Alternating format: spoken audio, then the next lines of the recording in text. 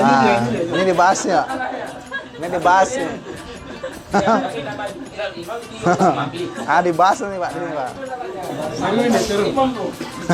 Tapi kita maunya cari yang imam memantapkan gitu. Jadi kita kumpul sholatnya. Wa amma al-mas'alatu tsaniyah.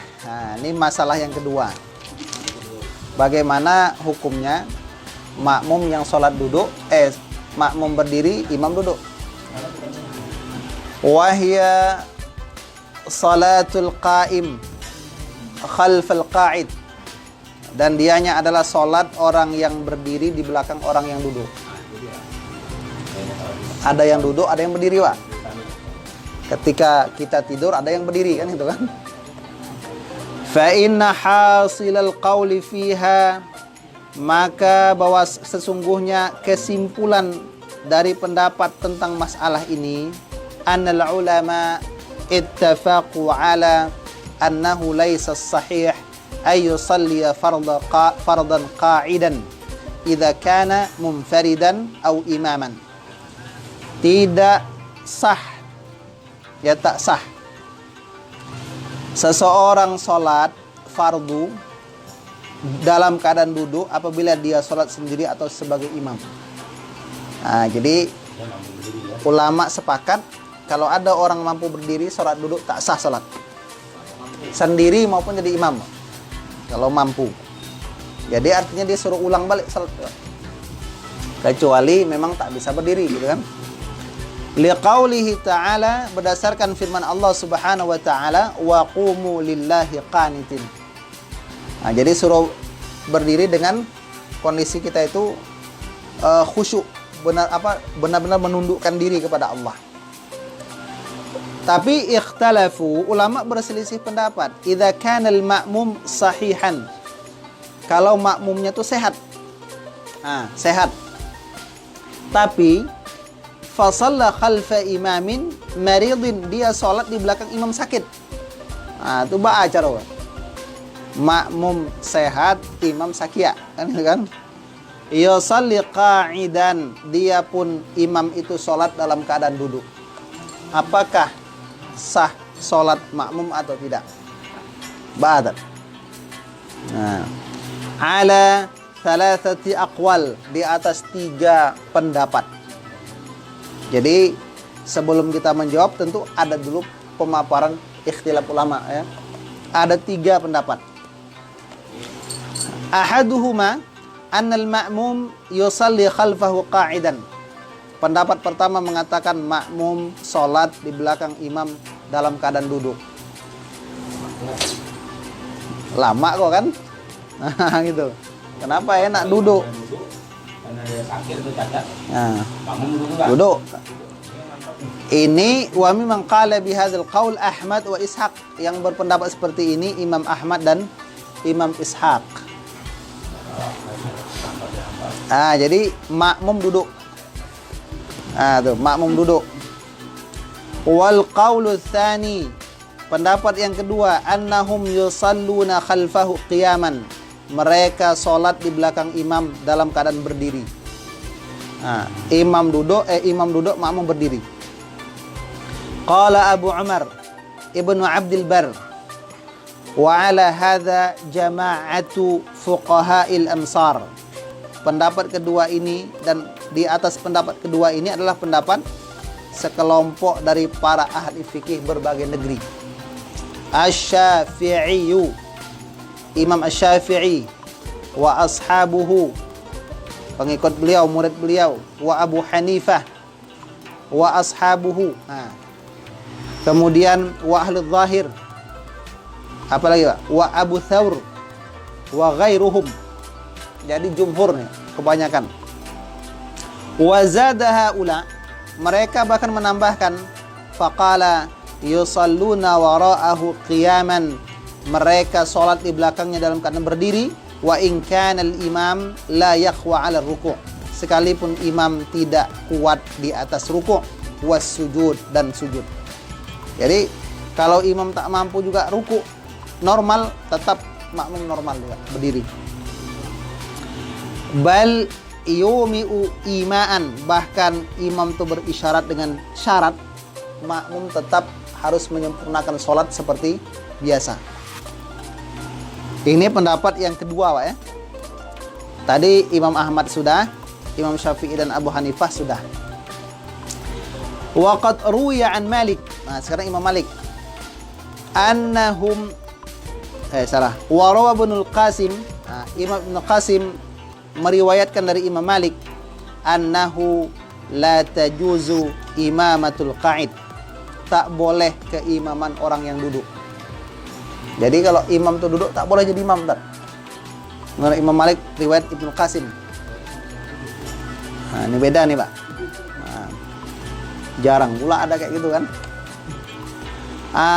Wa annahu in sallu khalfahu qiyaman aw qu'udan batalat salatuhum. Jadi kata Imam Malik, riwayat Ibnu Qasim, kalau makmum salat di belakang imam berdiri atau duduk, batal salat mereka. Kareh ya. Iya.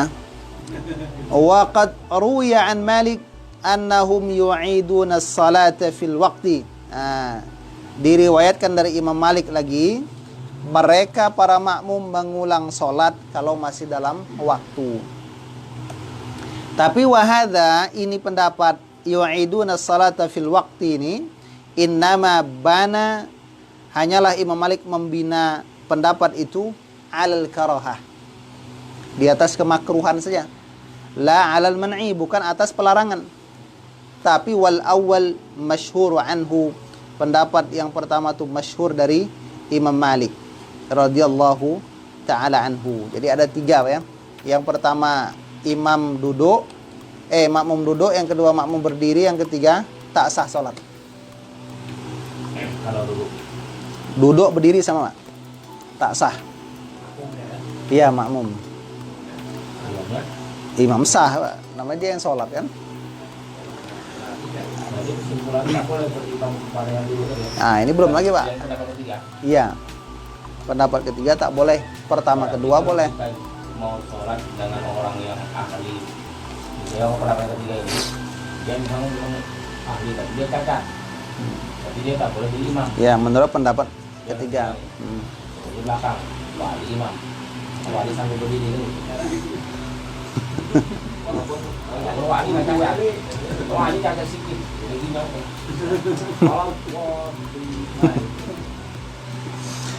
Jadi sekarang kenapa kok bisa berbeda pendapat, Pak?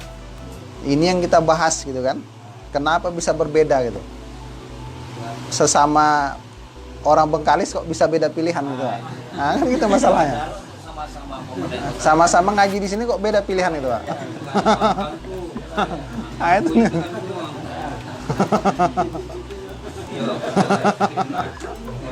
Jadi untuk menyatukan nggak aman. bisa. Itu dia. Karena dia tetapi jadi laut. Nanti yang bagus yang dicari, Pak. Karena semua apapun dari darat harus dari laut. Kakak udah darat laut. Jadi sebab perbedaan pendapat apa dia gitu? Sebabnya. Wa sababul ikhtilaf ta'arudul athar fi dzalik. Jadi sebab perselisihan itu pertentangan athar-athar ya. Pada masalah itu, wa mu'aradatul amal lil athar a'ni amal ahli al-Madinati 'inda Malik, dan perbedaan pertentangan amalan ahli Madinah terhadap hadis-hadis tersebut. Jadi hadisnya begini, tapi orang Madinah kok seperti ini melakukannya. Gitu. Jadi kalau Imam Malik kan lebih mengedepankan amalan orang Madinah, gitu. Gitu. Wa dzalika anna fi dzalika haditsain muta'aridain. Di situ ada dua hadis yang saling bertentangan. Hadis pertama dari Anas juga. Yang kedua dari Aisyah. Kata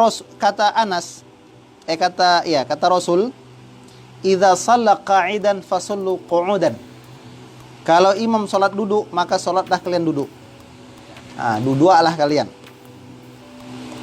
Wa haditsu Aisyah fi ma'nahu. Jadi hadis Aisyah juga semakna dengan hadis Anas. Wa huwa annahu, bahwasanya Nabi SAW wa huwa syakin, beliau sakit, jalisan duduk, wa shalla wara'ahu qaumun qiyaman. Lalu sahabat itu salatnya berdiri.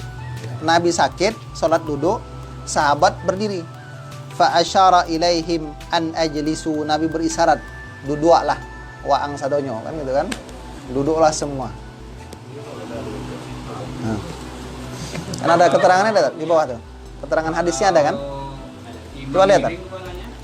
Apa ya? Ada juga tuh tengok tuh imam miring di ini juga dia salat. Miring pula kita tuh. Lagi pening mikirkan suara mungkin nggak? Iya ada. Imam tuh ini. Imam tetap. Iya. Oh, kalau dia berasa. Apa itu? Ayatnya terakhir dulu surah Al-Nas. Iya. Dibacanya kan qul a'udzu birabbin nas, supaya tambah tak jatah. Nasnya itu kencang. Kacau. Siap sholat fadilah sedekah dibaca tadi ya. Nah, ini sahih Pak ya. Hadis riwayat Imam Al-Bukhari. Nah. Hadisnya.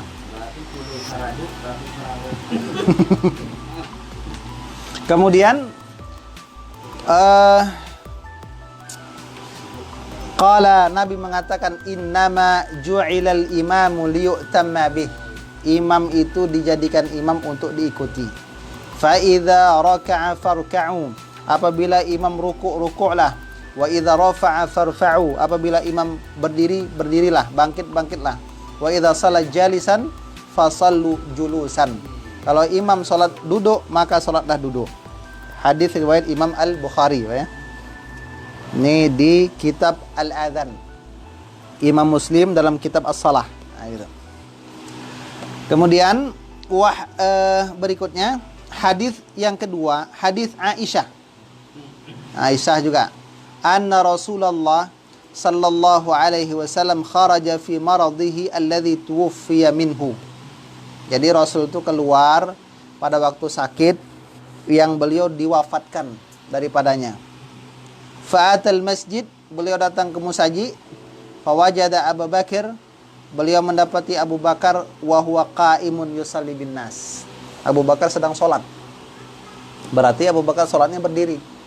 Lalu ketika Nabi datang, fasta'khara Abu Bakar. Abu Bakar mundur ke belakang. Nah, Nabi datang, Abu Bakar mundur ke belakang, sedang jadi imam. Lalu fa'asyara ilaihi Rasulullah, Nabi berisyarat, angkama anta, tetaplah sebagaimana kamu di posisimu. Angkama anta. Fajalasa Rasulullah ila jambi Abi Bakar. Rasul duduk di samping Abu Bakar. Fakana Abu Bakar yusalli bi salati Rasulillah. Abu Bakar salat itu dengan salatnya Rasul. Wa kana an-nas yusalluna bi salati Abi Bakar. Manusia salat dengan salatnya Abu Bakar. Ini ba'acaru, dalam satu jamaah ada dua imam. Ditakwil oleh sebagian ulama. Rasul sebagai imam, Abu Bakar sebagai orang yang mengeraskan suara imam. Apa? Kalau Rasul takbir, Abu Bakarnya yang mengeraskan. Gitu. Apa istilahnya, Pak? Musammi', yang memperdengarkan. Musammi'. Nah itu, jadi ditakwil gitu. Abu Bakar yang tukang ngerasan suara, Rasul imam. Dari sinilah ulama mengatakan boleh terjadinya pergantian imam dalam satu sholat. Nah gitu. Jadi mungkin imam tadi karena dia bukan imam ratib, dia maju. Imam ratibnya datang, mundur dia. Akhirnya imam ratib yang jadi imam. Boleh gitu. Nah imam utama, imam apalah yang sudah ditunjuk. Lalu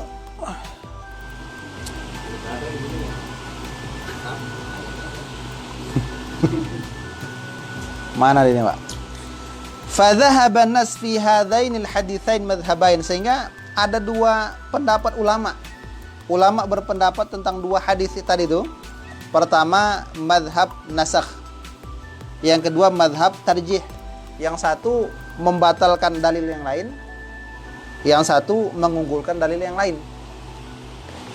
Yang mengatakan nasakh mengatakan zahir hadis Aisyah itu Nabi sallallahu alaihi wasallam mengimami manusia, wa anna Abu Bakar kana musammi'an. Abu Bakar jadi tukang memperdengarkan bacaan imam. Nah, gitu. Dan Nabi sakit. Iya, Nabi sakit. Terus yang kedua, sekarang masalahnya dari keterangan itu sholatnya Rasul dalam keadaan duduk itu posisinya kapan gitu? Yang paling akhir apa yang enggak gitu? Kalau dia paling akhir berarti dia menghapuskan hukum yang sebelumnya. Nah gitu, hukum yang sebelumnya. Namun kata ulama yang mentarjihkan itu, kata mereka hadis Anas yang membolehkan imam duduk itu terjadi hadis yang membolehkan duduk itu ada keguncangan dalam riwayat gitu. Guncang riwayat tentang masalah tersebut. Nah gitu. Jadi kesimpulannya Pak ya, kalau kita lihat ada perselisihan pendapat ulama gitu. Yang melarang mengatakan, Nabi pernah mengatakan la yu'ammanna ahadun ba'di qa'idan. Janganlah seorang itu jadi imam setelahku dalam keadaan duduk. Tapi ini hadisnya tidak sahih gitu. Nah, kata Imam Nawawi beliau mengatakan orang yang sholat berjamaah sah hukumnya berimam dengan imam yang duduk. Sah. Dan dapat pahala berjamaah. Syaratnya makmum tetap dalam keadaan berdiri. Nah, gitu. Seperti biasa. Nah, ini menurut penilaian dari Imam An-Nawawi rahimahullahu ta'ala. Baik, mungkin kita padakan sampai di situ saja. Demikian kita akhiri dengan subhanakallahumma wa bihamdik asyhadu an la ilaha illa anta astaghfiruka wa atubu ilaik. Assalamualaikum warahmatullahi wabarakatuh.